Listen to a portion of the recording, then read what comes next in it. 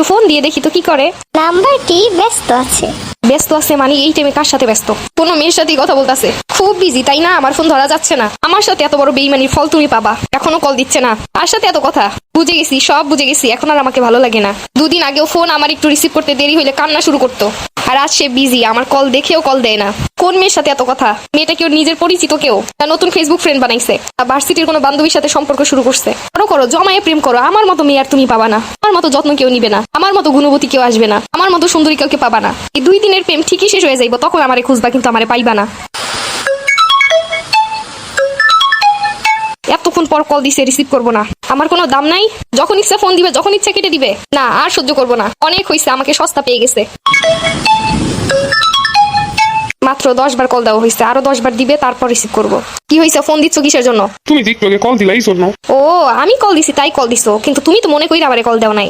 আরে বাবা, আমি একটা কাজে ছিলাম, এর জন্য ফোন দিতে পারি নাই। হ্যাঁ হ্যাঁ, আমার সাথে কথা বলতেই তো যত কাজ, যত ব্যস্ততা। ওই এতক্ষণ তো খুব বিজি ছিলেন, তখন তো আর কোনো ব্যস্ততা ছিল না। আরে আমার অফিসের বস কল দিছিল। বস? তাই নাকি? কি লেডি বস নাকি আবার? লেডি না হইলে তো এতক্ষণ কথা বলার কোনো মানি হয় না। আরে না, আমার বস পুরুষ। পুরুষ বসের সাথে এত কথা? আমারে কি বাচ্চা মনে হয়? আরে ভাই, বিশ্বাস না করলে তুমি আমার বসের সাথে এসে দেখা করো। তুমি স্ক্রিনশট পাঠাও আমারে। বসের সামনের সাইড না পিছনের সাইড? আমার বসের সামনের আর পিছনের দিয়ে আমি কি করবো? আমি বলছি ফোনের স্ক্রিনশট দাও। আচ্ছা দিতাছি। কই দিচ্ছ না কেন? আরে বাবা, টাইম তো লাগে দিতে। হ্যাঁ, এখন তো এডিট করে দিবা। আরে ভাই, এডিট করার কি আছে? জানি জানি জানি, তোমার সব কারসাজি আমি এখন জানি। তুমি আমার একটু বিশ্বাস করো না। তুমি তো বিশ্বাস করার মতোই কাজ করো। 2 দিন পর পর ভার্সিটির বান্ধবী ফোন দেয়, 2 দিন পর পর অফিসের কলিগ ফোন দেয়, 2 দিন পর পর কাজিন ফোন দেয়। বড় আপুদের সাথে দেখা হলে গার্লফ্রেন্ড বলে পরিচয় দেওয়া যায় না। এত সমস্যা যার, তার সমস্যা তো অবশ্যই আছে। আরে ভাই, একটা সময় আছে সবাইকে বলার। 4 বছর তো হয়ে গেল, এখনো তোমার সময় হয় নাই। বিয়ে করবা কবে তাই বলো? ওরে বাবা রে, বিয়ের আগে এই অবস্থা, বিয়ের পরে তাহলে আমার কি অবস্থা হইব চিন্তা করো। ও, তার মানে তুই এখন বিয়ে করবি না সেই কারসাজি? আমার অনুমান ঠিকই আছে, নতুন কাউকে পাইছিস।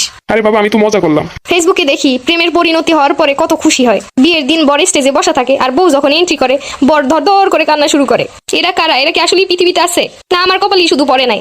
আরে ওইগুলো অ্যাক্টিং। তুমিই তো কইছো পুরুষরা অ্যাক্টিং করে না। আরে ওই সময় একটু করে। তাইলে দেখো, তোমার বিশ্বাস করার কোনো উপায় আমার নাই। তুমি যাই বলো যাই করো, সবকিছুই 2 নাম্বারই। জান, ফোনের চার্জ শেষ হয়ে গেছে, চার্জ দিয়ে পরে কথা বলবো।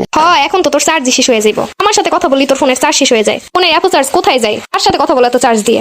জান, আমি তো তোমার সাথেই কথা বলি সবটুকু সময়। না, আমার সাথে যতক্ষণ কথা বলো তাতে তো এত চার্জ যাওয়ার কথা না। জান জান, ফোন বন্ধ হয়ে গেল, এখন রাখি, পরে কথা বলবো। হ্যাঁ, কাইটা দিল। আর মানে ওই মেয়ে আবার কল দিছে, তো আমার ইগনোর করতেছে।